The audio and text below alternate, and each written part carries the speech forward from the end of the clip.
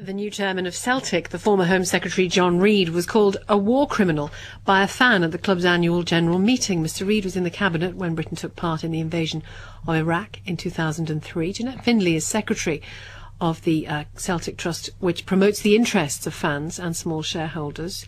Bit strong, Jeanette? Well, certainly that wasn't the Trust spokesperson that made that remark, and I don't think it was necessary to be that inflammatory. Our opposition to John Reid's appointment as chair of Celtic is certainly to do with his role and his leading role. He wasn't just a member of the cabinet; he was the defence secretary. His leading role in relation to what many believe is an illegal and immoral war.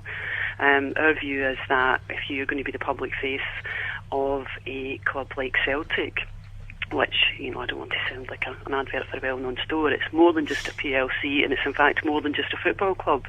It's a social and cultural institution, and is a source of identity for many of the fans who support it. We don't want somebody who's really forever, for better or worse, is forever going to be associated with that humanitarian disaster. But before John Reid, before he had that position, how deeply into the professional and personal histories of the chairman did you go?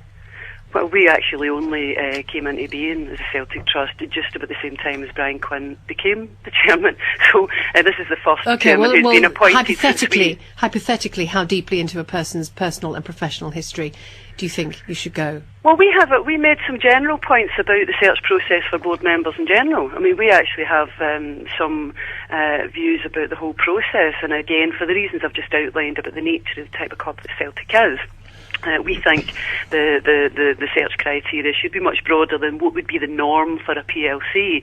So, for instance, Celtic was founded as a charitable institution, and we think they should be looking at people who have a leading role in, charitable and social activism sector. That's not to say they don't need, the professional qualifications and expertise that are necessary to run a business of that size. It's fascinating. We have looked beyond.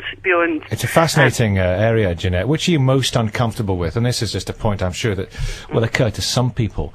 The pro-terrorist songs that regrettably are still heard from some Celtic fans, or the appointment of Dr. Reid, which causes you most concern?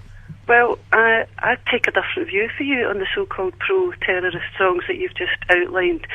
As I've tried to explain to you about the nature of Celtic as a club, many people, it was founded to help the poor of the Irish immigrants to Scotland. Many of the support, although it's never been an exclusive club, many of the support are descendants of those people, and they may take a particular view on the history of what happened in Ireland, which is different from many other people. So I don't call those pro-terrorist songs. Do you not think that Celtic, and perhaps Rangers too, or Scotland generally, has had its fill of sort of the political debate within what is essentially a sporting club? Hasn't it had enough of that? Hasn't history told it that is a dead end? I think what history tells us is that it's actually facile to say that politics and sport will ever be separated. Throughout history, sporting events are used often as means of expressing political views or political identities. I don't see anybody criticising Barcelona for being essentially the national club of the Catalan people, but somehow or another, when it comes to Celtic, there's something wrong with that, and I think people need to take a wee step back. And we're not with the if I can get back to some people call the pro-terrorist songs. I'm not talking about the fields of Athenry. I'm talking about actually chanting the IRA and stuff. Well, you're talking about songs about the IRA, but again, many of those songs are songs from what were essentially a war of independence, going back